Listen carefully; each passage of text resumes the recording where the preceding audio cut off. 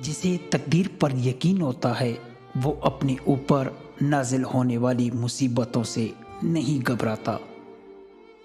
نصیحت کیجیے مگر شرمندہ نہ کیجیے، مقصد دستک دینا ہوتا ہے، دروازہ توڑنا نہیں۔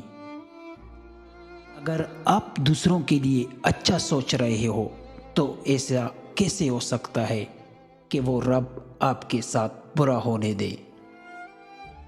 لوگ اچھا پڑھنے اور اچھا لکھنے والے کو قابل کہتے ہیں، جبکہ قابل وہ ہے جو اچھا سوچے اور اچھا بولے۔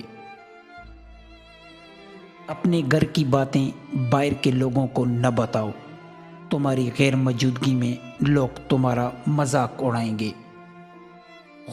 خوشبو کا استعمال شوق سے کیجیے، مگر یہ ضرور دیکھیں کہ کہیں آپ کے کردار سے بدبو تو نہیں آ رہی۔ کبھی کبھی انسان اتنا بے بس ہو جاتا ہے کہ سمجھ نہیں آتا کیسے وہ اپنا دل کھول کر دوسروں کو دکھائے کہ جو تم سمجھ رہے ہو ویسے میں نہیں ہوں۔ انسان کی نیت اور ارادے اس کے کامیابی کا سبب ہوتے ہیں۔ ہر ایک سے محبت سے ملیں، غریبی اور امیری کا فرق دیکھ کر نہیں۔ اگر دنیا میں خوش رہنا چاہتے ہو تو نہ کسی سے امید رکھو اور نہ ہی کسی سے شکوہ کرو۔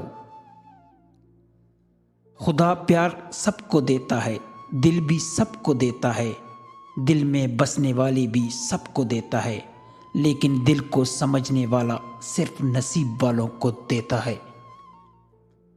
کوئی کسی کی زندگی نہیں بدل سکتا، آپ خود اپنی زندگی کو تبدیل کر سکتے ہیں۔ آنسو ہر دل کو پگھلا سکتے ہیں، یہ فقط ان دلوں پر اثر انداز ہوتے ہیں جن کے دل میں اللہ بستے ہوں۔ آنسو ہر دل کو نہیں پگھلا سکتے، یہ فقط ان دلوں پر اثر انداز ہوتے ہیں جن کے دل میں اللہ بستا ہو۔ لقمان حکیم نے اپنے بیٹے سے کہا، نافہم عورتوں پر کبھی بھروسہ نہ کرو، کیونکہ وہ تمہیں نقصان کے سوا کچھ نہ دیں گے۔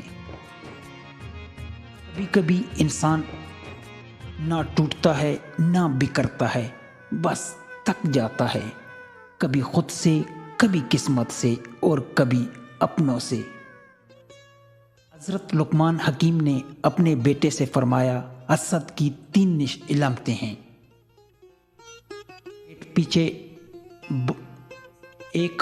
پیٹھ پیچھے لوگوں کی غیبت کرتا ہے۔ نمبر 2، ان کے سامنے چپلوسی کرتا ہے۔ نمبر 3، دوسروں کی مصیبت پر خوش ہوتا ہے۔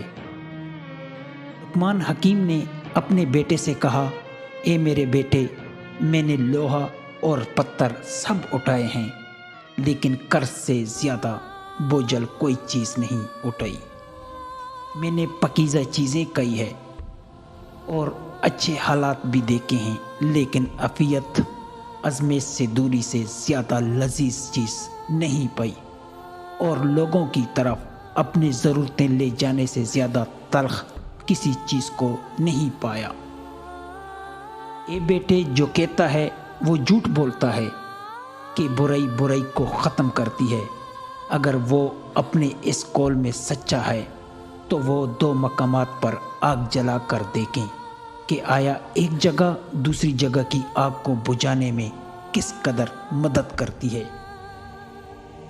حقیقت تو یہ ہے کہ خیر اور بھلائی ہی برائی کو ختم کر سکتی ہے، بالکل اسی طرح جس طرح پانی سے آگ بجھ جاتی ہے۔ اے بیٹے، اگر کسی کو دوست بنانا چاہتے ہیں تو دوست بنانے سے قبل اسے غصہ دلا، اور اگر وہ غصے میں اعتدال کا رویہ اختیار کرے تو پھر اسے دوست بنا، ورنہ دوستی سے گریز کر۔ سفر میں اپنی سواری پر اعتماد نہ کر، جب منزل قریب آ جائیں تو اپنی سواری سے اتر جا۔ شب کے آغاز میں سفر نہ کر، سفر میں اپنے ساتھ اپنی تلوار، جوتی، امامہ، کپڑے، پانی، سوئی، دھاگا اور چینی وغیرہ رکھ۔ اپنے ہم سفر کا ہمدم اور ساتھی بن جا، سوائے اس صورت کے کہ جب وہ کوئی گناہ کا کام کرے۔